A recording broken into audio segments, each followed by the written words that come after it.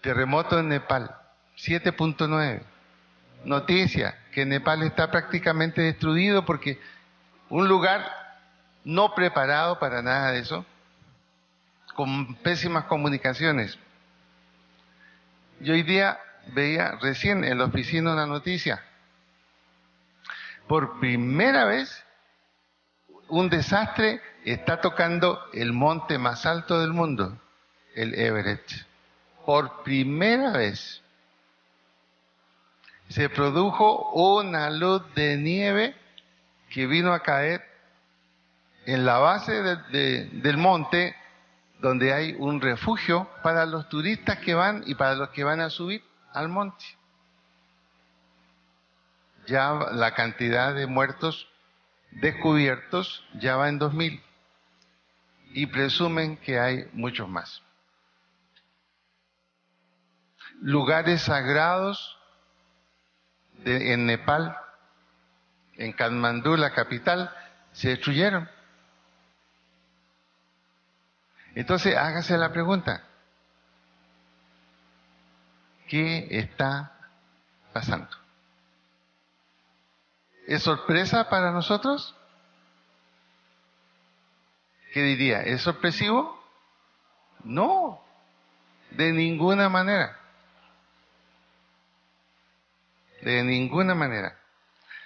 Por lo tanto, tenemos que estar preparados. Cali es el próximo lugar anunciado, Cali y Bogotá, que también tengamos aquí sismos de gran intensidad. Pero ya nos han ido acostumbrando poco a poco, porque Cali no era un lugar de sismo, pero poquito a poquito nos hemos ido acostumbrando. Ya estamos acostumbrados a 5 grados, 5 grados y medio en la escala Richter. Entonces ya cuando venga 7, 8 grados, vamos a bailar contentos. Entonces tenemos que estar preparados. A los solteros, cásense luego. Cásense luego. No espere. Cásense luego. Y los que estamos casados, no, mejor no digo nada.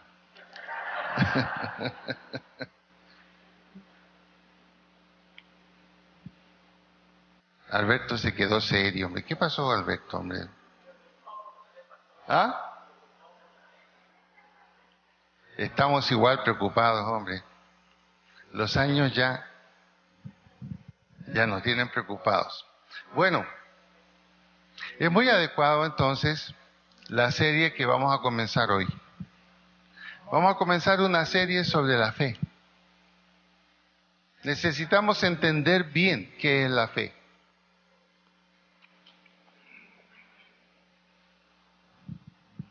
Porque hemos confundido la fe con creer. Pensamos que tener fe es creer, pero ocurre que el diablo también cree. Y el diablo no tiene fe. De manera que creer de ninguna manera nos garantiza que estamos en una vida de fe. Vamos a tomar un versículo de Hebreos 11:1, que es el versículo donde está la definición de la fe.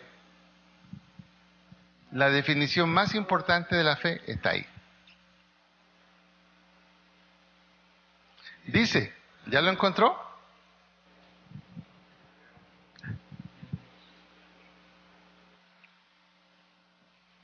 Es pues la fe, la certeza de lo que se espera, la convicción de lo que no se ve.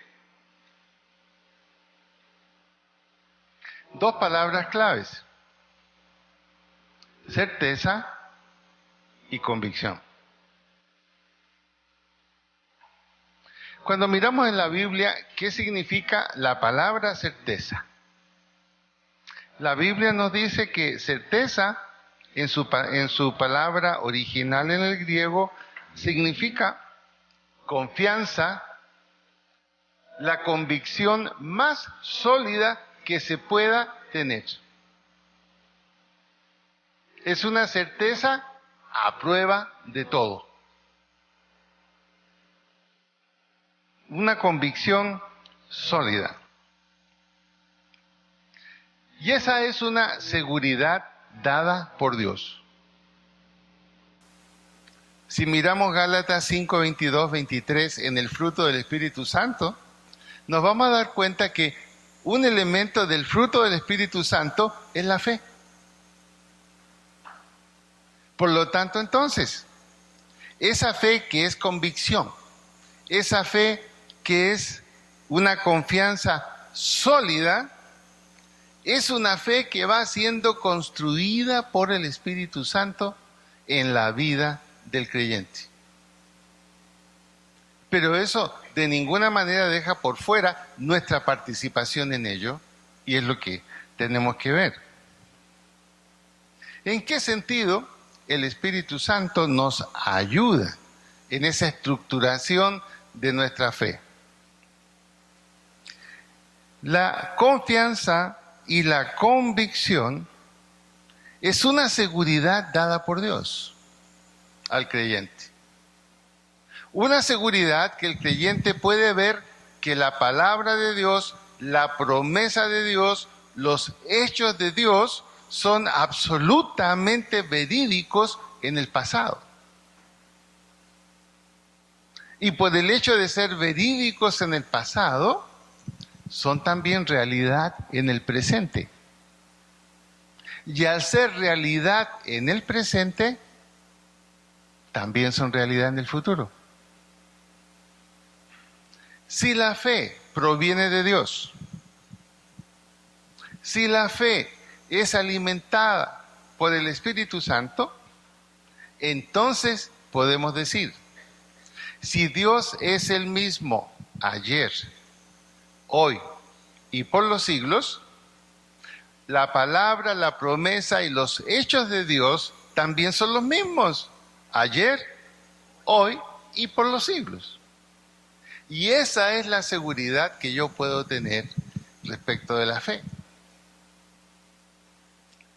Que lo que Dios dijo no solo fue cierto para ciertas personas, para ciertos hechos en el Antiguo Testamento, también son válidos hoy y serán válidos a futuro. En ese sentido, entonces, es pues la fe, la certeza de lo que se espera. Y esperamos a la luz de cómo Dios contestó a otros. Por eso que a través de los testimonios, ¿qué pasa con nuestra fe? Cuando escuchamos testimonios. Es el Espíritu Santo alimentando nuestra fe. Lo que sucedió en ese creyente también va a suceder en tu vida si eres creyente. Por eso la Biblia dice, no dejando de reunirnos como algunos tienen por costumbre. ¿Qué está diciendo ahí la Biblia? La Biblia no está dando ahí un regaño. La Biblia está diciendo, el congregarse, el estar con otros creyentes, el compartir con otros creyentes, es una forma en que el Espíritu Santo, ¿qué está haciendo? ¿Está alimentando qué cosa? Su fe. Está alimentando su fe. Es pues la fe, la certeza de lo que se espera. Vamos a 1 de Pedro 1:7.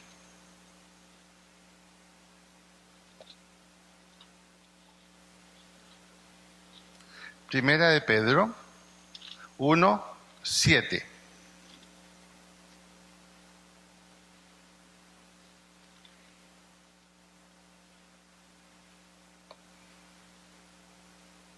Si bien la fe es alimentada por el Espíritu Santo a través de la confianza que podemos tener en ese Dios que es el mismo ayer, hoy y por los siglos, la fe para crecer necesita algo. Y Pedro nos va a decir qué es lo que se necesita. Dice el versículo 7 de 1 de Pedro.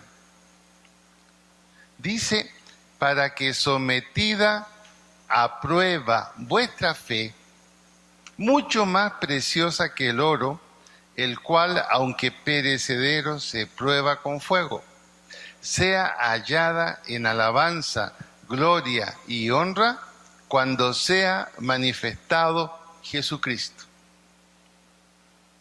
Hasta que Jesucristo no sea manifestado y el reino de Dios se establezca y la vida eterna comience, nuestra fe, para que crezca, será sometida a prueba. ¿Por qué? Dios ha invertido mucho en nuestra vida. Invirtió la vida de su Hijo Jesucristo. ¿Y de qué manera Dios puede ver qué pasa con la inversión que ha hecho?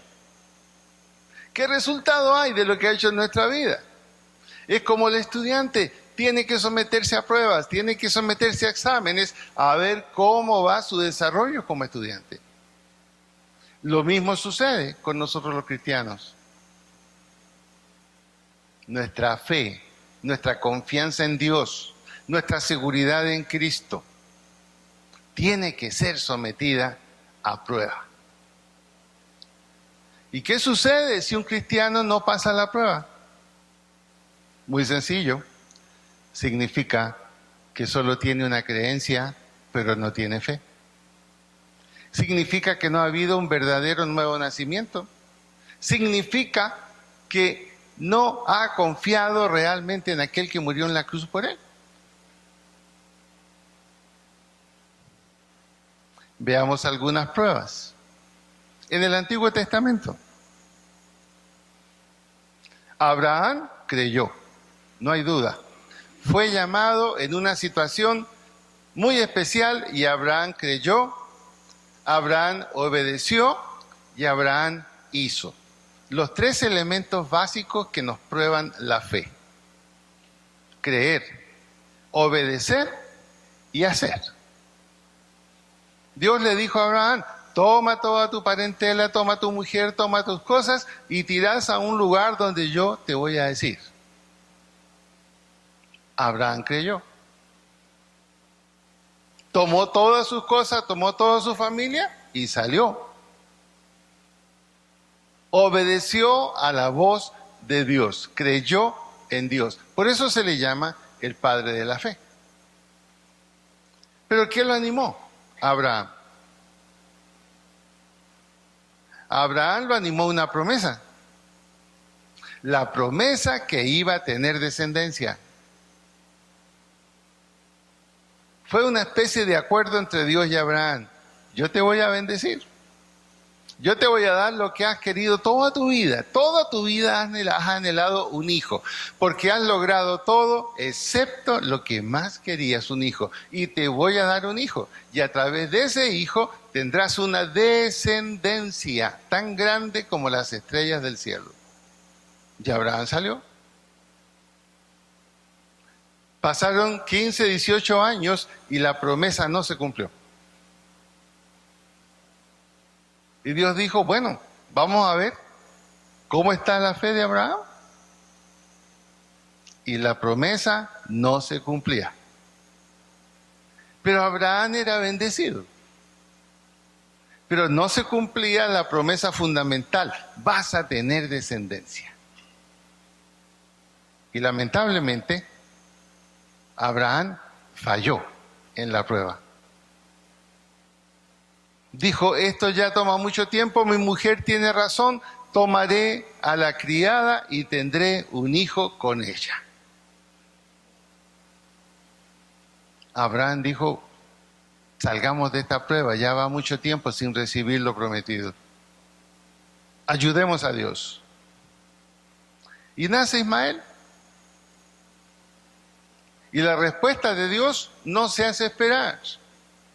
La primera que se pone en contra de lo que sucedió es justamente la que lo propuso, la esposa de Abraham. Y Abraham no quiere soltar a Ismael, y Dios tiene que hablarle y decirle: saca a esa mujer, saca a ese hijo, yo me voy a encargar de ellos. Y viene la lucha en Abraham. Por fin tengo lo que tanto deseé. Si de alguna manera Dios me prometió esto. Pero finalmente con lágrimas obedece. Pasa corto tiempo y llega Isaac. Dios cumplió su promesa. Y Abraham está feliz. Y Dios dice, bueno, ahora me toca a mí probar a Abraham. Él quiso probarme mal a mí por un camino diferente y tuvo un hijo y tuve que disciplinarlo. Vamos a ver cómo está la fe de Abraham. Abraham, quiero hablar contigo. Señor, ahora Abraham está dispuesto a creer todo. ¿Y qué le dice Dios a Abraham? Por favor, presenta un sacrificio para mí en el monte. Ah, con mucho gusto, Señor. Llevaré el mejor de mis animales. No, quiero que sacrifiques tu hijo, el que te acabo de dar y que te ha hecho tan feliz. Y Abraham se queda en silencio. A veces la prueba de Dios es decir, te voy a quitar la bendición que esperaste toda tu vida. A ver si confías en mí. A ver qué tanta certeza tienes, a ver qué tan sólida es tu convicción en mí de que yo te amo y tengo misericordia de ti. Y a Abraham se le aprieta el corazón, pero obedece. Toma a su hijo y le dice, vamos a presentar un sacrificio para Dios. Y en el camino el muchacho le dice, bueno, ¿y dónde está el animal? Y ahí comenzamos a ver cómo Abraham va triunfando en la prueba. Con el corazón apretado, amargado, dice, Dios proveerá. Pero no es porque él esté absolutamente convencido, pero ya aprendió, está aprendiendo que la fe verdadera es creer, obedecer y hacer. Y sube y pone a su hijo allí en las ramas que tiene que quemar. Ahora a veces tenemos nosotros una idea muy espiritualizada de cómo fue esa situación. Hemos presentado a veces al hijo de Abraham como un pequeño santo que va silenciosamente obedeciendo todo lo que dice su padre. Yo no creo que él dijo, está bien papi, amárreme, quémeme, colóqueme ahí encima. ¿Qué pasa en un muchacho de 7, 8 años cuando usted le va a hacer algo que va a doler? ¿Ah? Yo creo que se quiso arrancar. Y Abraham tuvo que tomarlo y con lágrimas y atarlo de pies y manos y ponerlo allí y el muchachito gritando, no papi, no papi, no, no. ¿Cómo estaría Abraham? Y toma el cuchillo y lo levanta. Y cuando ya lo va a clavar, Dios le dice, quieto Abraham, ya he visto que crees en mí.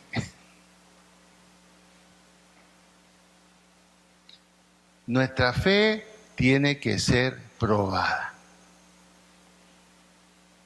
Porque si la fe no es probada, es solamente una creencia. Y cuando es solo creencia, gloria a Dios cuando las cosas van bien. ¿Qué pasó con Dios cuando las cosas van mal?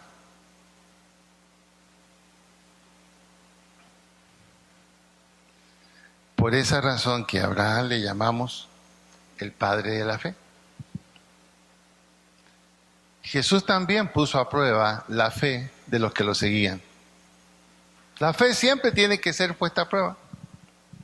En Juan capítulo 6, del 60 al 66, se nos informa que habían cientos de seguidores de Jesús. Se calcula que eran 5,000, sin contar las mujeres y los niños. Juan 6, 60 al 66. Y Jesús va a colocar a esa multitud que le siguió por mucho tiempo, la va a colocar a prueba. Y les habla y les dice, señores, les tengo una noticia. No van a haber más milagros,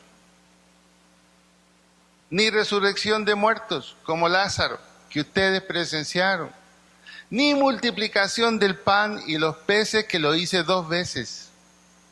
Ni van a haber leprosos sanados, ni cojos sanados, ni ciegos sanados. No van a haber ya más de eso. Ahora, ustedes cuando masticaban el pan y masticaban los peces que yo les daba, y cuando veían las cosas que sucedían, creían en mí. Ahora les tengo una noticia. El verdadero pan soy yo. Y aquí entramos a un problema. Cuando hemos leído el versículo 1 de Hebreos 11, dice, es pues la fe, la certeza de lo que se espera, la convicción de lo que no se ve. Y era fácil creer con el pan físico. Se comía, calmaba el hambre. ¡Uy, Dios es tremendo! Su hijo es tremendo. Era increíble comer los peces. Calmaban el hambre y veían que sobraban cestas y cestas de pan y de peces. Y Jesús les dice, miren, yo soy el pan de vida. ¿Están dispuestos a creer en un pan que no ven? ¿Están dispuestos a creer en un pan que ya no tienen en sus manos, en un pez que ya no está en sus manos? ¿Están dispuestos a creer ya sin ver milagros? ¿Y qué pasó? Salieron mal en la prueba. Dice la Biblia, y es bueno que esa historia la lea, es todo el capítulo 6 de Juan, ahí está. Todo el capítulo 6 de Juan. ¿Qué pesar? Fallaron en la prueba. Y dice el apóstol Juan en ese capítulo 6, y de ese momento ya no lo siguieron y no andaban con él. Entonces, ¿qué fe tenía esa multitud? ¿Qué fe tenía esa multitud? Era solo una creencia. Era solo una creencia.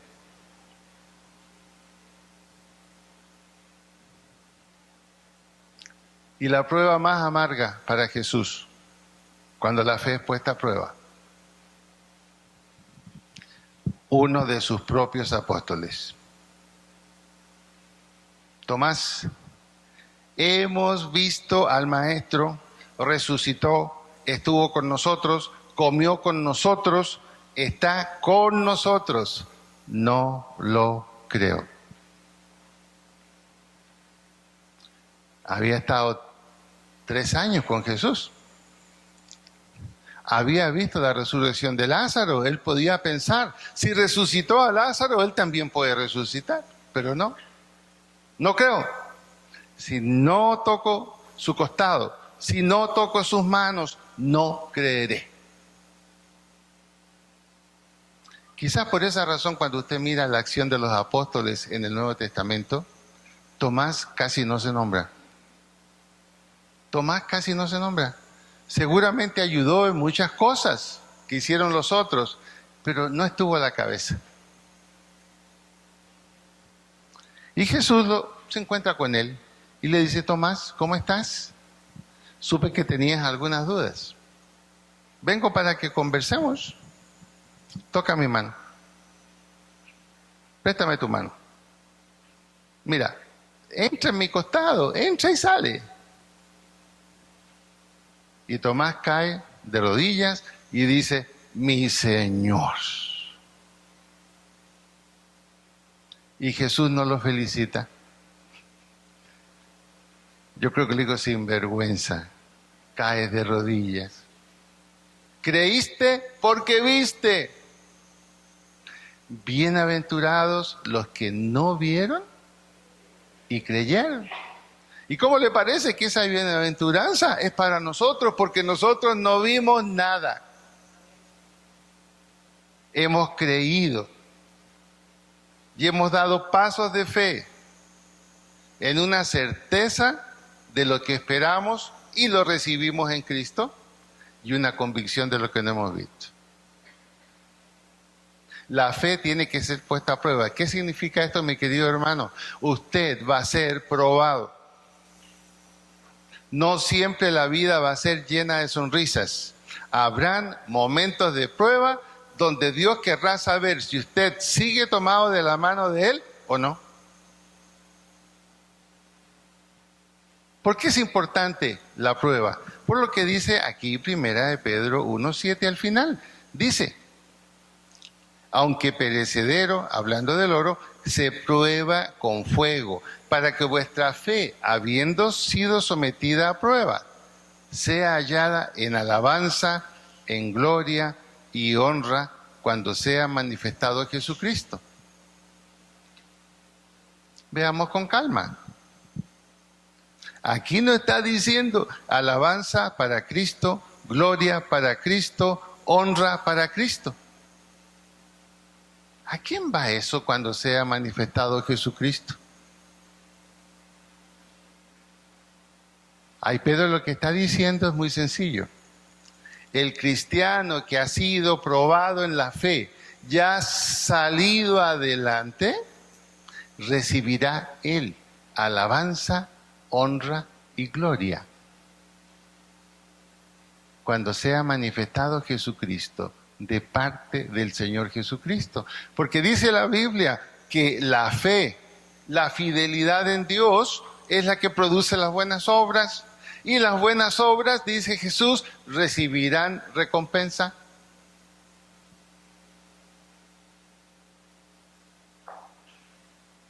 Hay una recompensa y esa es la que Pablo no quería perder. Por eso Pablo decía, sigo adelante, dejando todo lo que queda atrás, dejando todo peso atrás, en azotes, en cárceles, en naufragios, pero sigo adelante al premio, a la recompensa que el Señor tiene para mí. Por eso que en Apocalipsis dice que cuando el justo muere, su espíritu va a Dios que lo dio. Pero en el momento de las recompensas, ¿qué le va a decir el Señor? Bien, buen siervo fiel. La palabra fiel es un derivado de fidelidad, de fe. Bien, buen siervo fiel. Sobre poco has sido fiel, sobre mucho te pondré. Entra en el gozo de tu Señor. ¿Qué pasa entonces si la fe de un creyente no pasa las pruebas? Si en vez de la alabanza tenemos siempre la quejanza.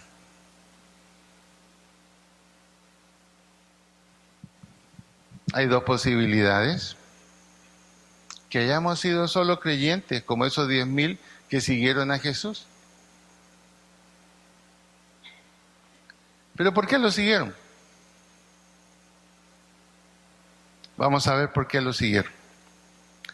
Es pues la fe, la certeza de lo que se espera, la convicción de lo que no se ve. Estos cientos y cientos que siguieron a Jesús, y lo mismo sucede hoy. Ese versículo lo tienen de otra manera. Es pues la fe, la certeza de lo que se tiene, la convicción de lo que se ve. Ese es el versículo al revés, que muchos creyentes entre comillas tenemos. Es pues la fe, la certeza de lo que se tiene y la convicción de lo que se ve. ¿Qué significa la convicción de lo que no se ve? La fe verdadera no se fundamenta en bases empíricas, es decir, en experiencias. En experiencias. No, estuve orando y parecía como que el Señor estaba en mi pieza. Y uno dice, ¿cómo que parecía? Si el Señor está. No, es que a mí ahora me parecía que estaba. Experiencia.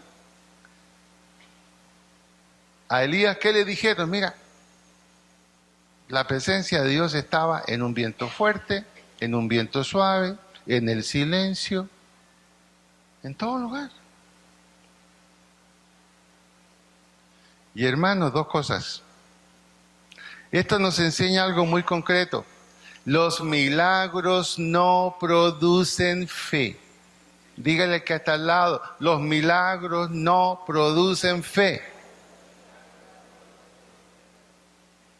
Si los milagros producieran fe, los seguidores del Señor no lo hubieran dejado.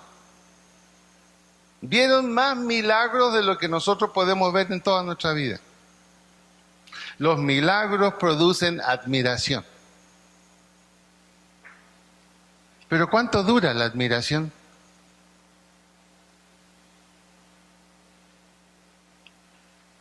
La admiración no dura mucho. Mi novio es lo más bello del mundo, dice la muchacha. Pero de pronto abre una revista y va una foto de Brad Pitt. Qué feo este que... Cambió la admiración. Así es la admiración. La admiración cambia según el objeto que produce la admiración.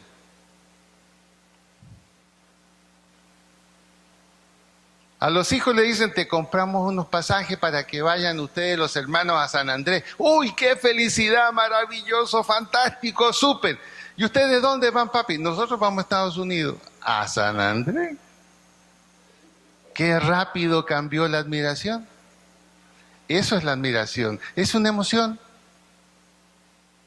Es nada más que una emoción momentánea.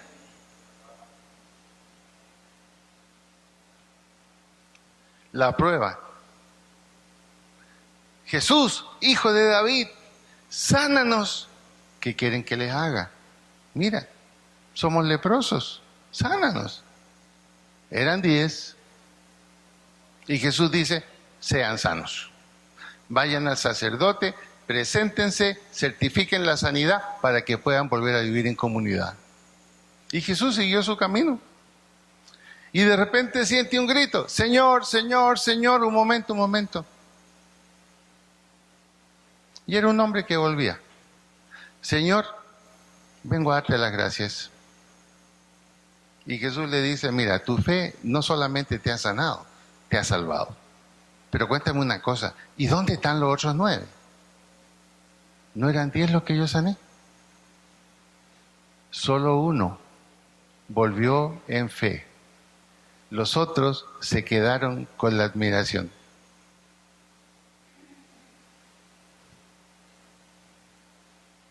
Tuvo un problema económico, estuvo a punto de la quiebra.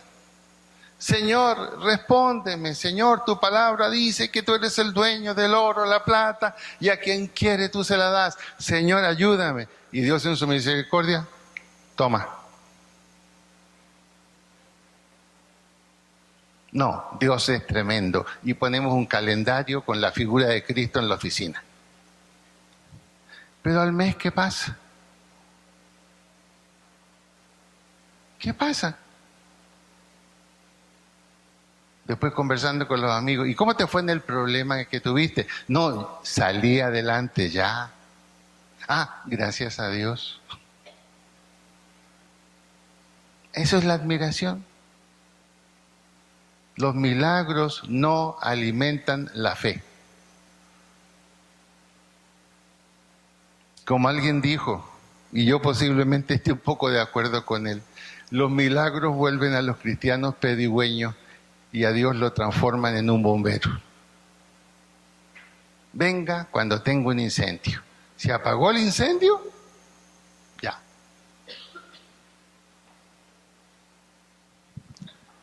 La fe tiene que ser probada. Y la fe suya ha sido probada, será probada y seguirá siendo probada. ¿Cómo le ha ido en las pruebas? ¿Cómo le ha ido en las pruebas?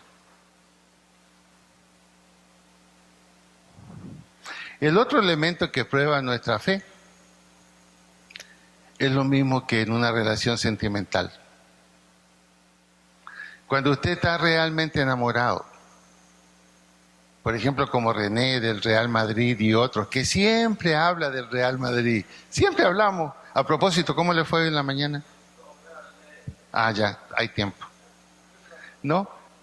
Cuando usted está enamorado de algo, habla de eso con otros y trata que otros se involucren también en eso. Ahora, la otra prueba de la fe es ¿cuánto habla usted del Dios en el que tiene fe? ¿Cuánto habla usted del Dios en el que tiene fe? Es pues la fe, la certeza de lo que se espera, la convicción de lo que no se ve. Esto entonces nos obliga a decir lo siguiente: la fe tiene que ver con la dimensión sobrenatural. Lo que se espera no está en la mano. Lo que no se ve tampoco está en la mano. Entonces no tiene que ver con la dimensión natural. La dimensión natural es esta: toco, veo el color. Esta es la dimensión natural. Tiene que ver con la dimensión espiritual.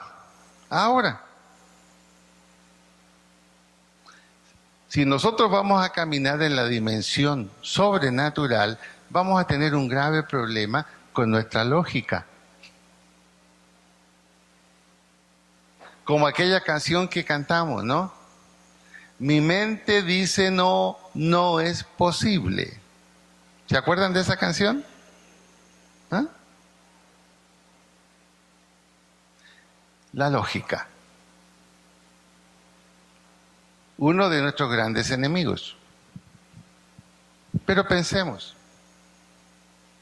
si Dios es el creador de todo lo que es verdadero, y la lógica es fundamental en la vida para muchas cosas, no significa que la lógica sea una enemiga de la fe. La lógica la tenemos que ubicar en el correcto lugar. Y vamos a ver un ejemplo de esto. Vamos a ir a Juan 20, 24 al 29. Juan 20, al 24 al 29.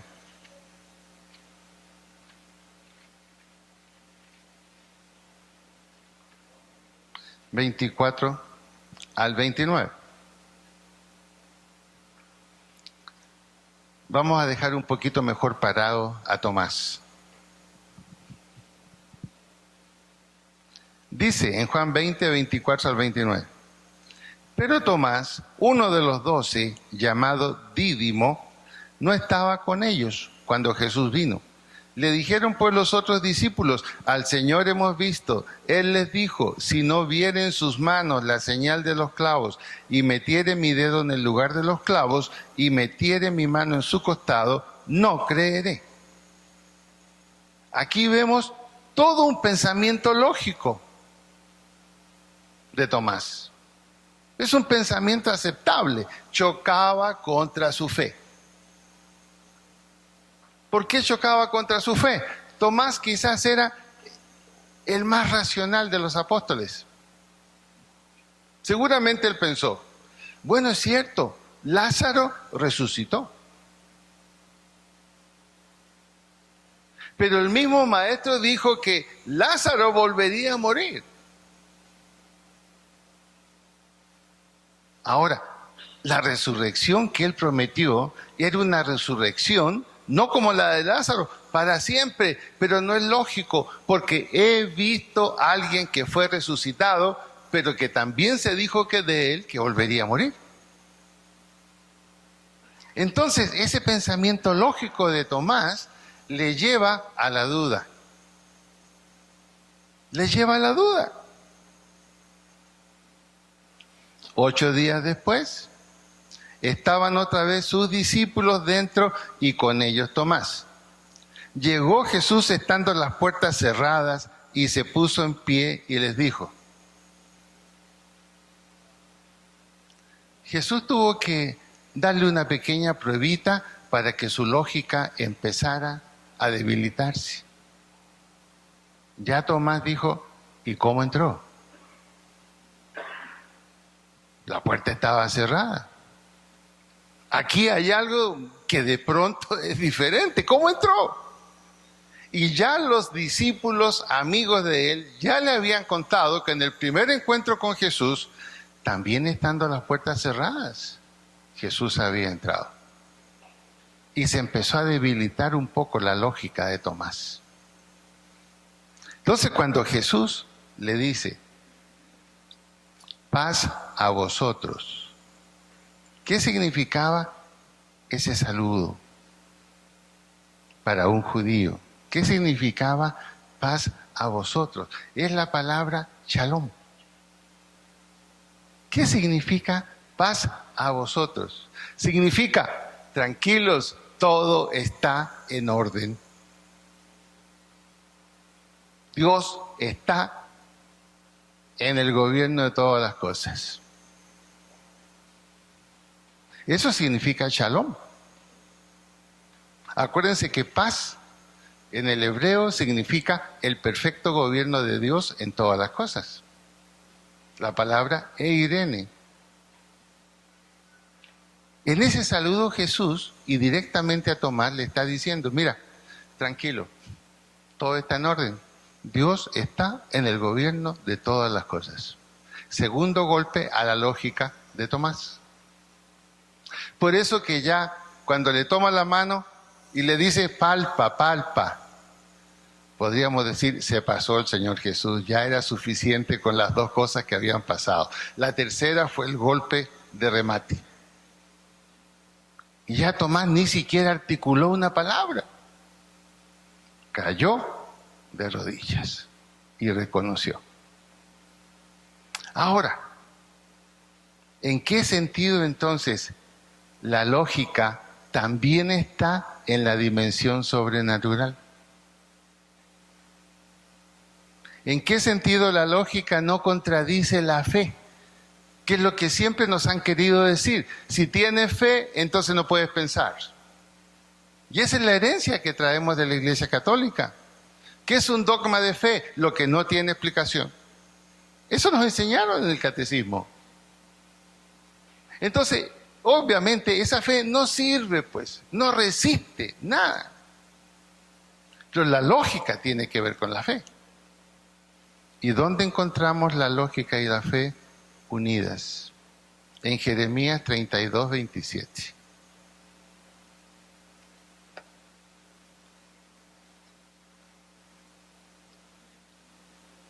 Jeremías 32, 27. Lo hemos leído muchas veces, pero ahora lo vamos a entender a la luz de esto. Jeremías 32, 27. ¿Ya lo encontró?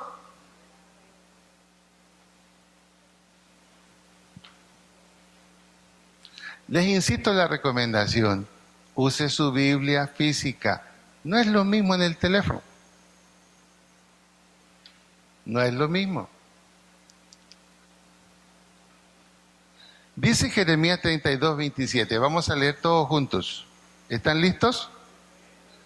He aquí que yo soy Jehová, Dios de toda carne. ¿Habrá algo que sea difícil para mí? Aquí está diciendo, he aquí, yo soy Dios. Si es que hay otros dioses, estoy por encima. Soy el jefe supremo del universo. Todas las cosas se mueven a mi palabra. Soy el que sostengo todas las cosas, incluyendo la vida humana. Y cuando yo decido vida, es vida. Y cuando yo decido muerte, es muerte. Todo está en mi mano. Eso está diciendo ahí. Por eso en algunas versiones dice, ¿habrá algo que sea imposible para mí? Y ahí entra la lógica de la fe. Si ese es el Dios que tenemos, si para Él nada es imposible, lo más lógico es confiar en Él. Lo más razonable es confiar en Él. Sería ilógico no confiar en aquel que tiene todas las cosas en su mano. Por lo tanto, la fe y la lógica van de la mano. No es irrazonable confiar en Dios. Es lo más razonable. Si usted es amigo del presidente y dueño de la empresa, ¿a qué va a perder tiempo a pedirle favores al jefe de la empresa? Diríjase al que tiene la palabra para decir sí o no en todo. Es lo más lógico. Entonces, se fijan que a veces nosotros mismos, los seres humanos, queriendo ser lógicos, vivimos ilógicamente, irracionalmente, confiando en lo que no es seguro y esperando lo que no es probable.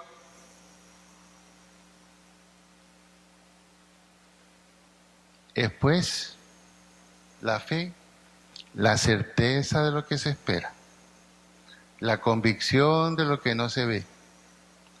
Y sigue diciendo Hebreos, y por ella alcanzaron buen testimonio los antiguos, que aunque creyeron, no vieron ni recibieron lo que les había sido prometido.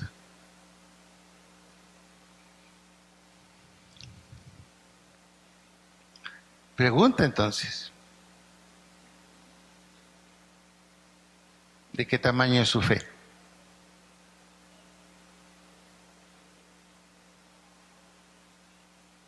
Solo se nos pide que sea como un granito de mostaza. Eso es suficiente.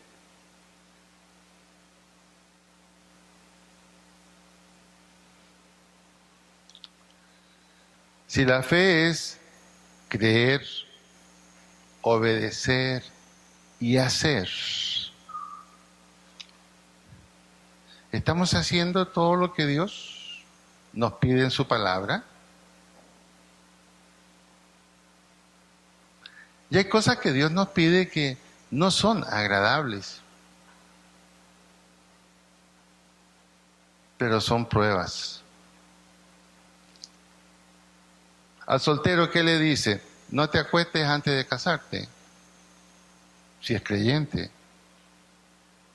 Eso es una prueba, es una fe puesta a prueba. Al negociante le dice, no seas tramposo, yo puedo darte ganancias honestas. Esa es una prueba. A la esposa le dice, someteos a vuestros esposos. Qué prueba tan difícil.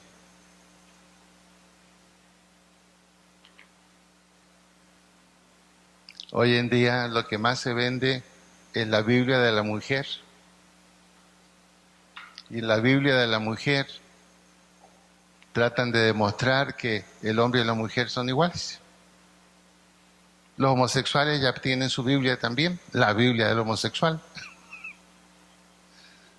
Qué ilógico, ¿no?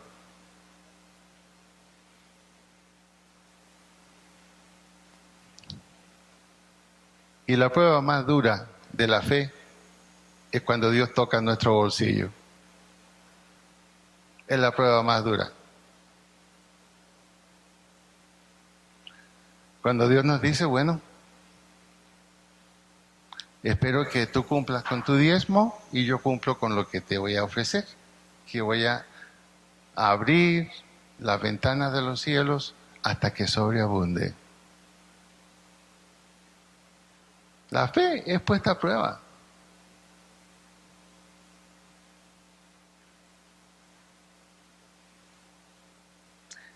Y cuando pasamos la prueba, Dios entonces dice, eres confiable,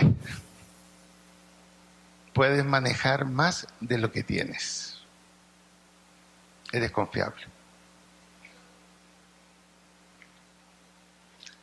Yo se lo digo por experiencia propia.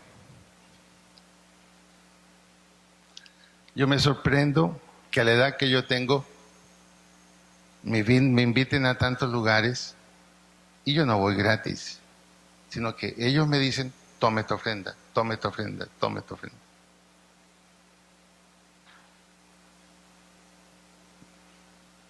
Que a los 70 años usted esté sobrado de trabajo y tenga que decir que no, para mí es un milagro. Y más aún, que me dé salud.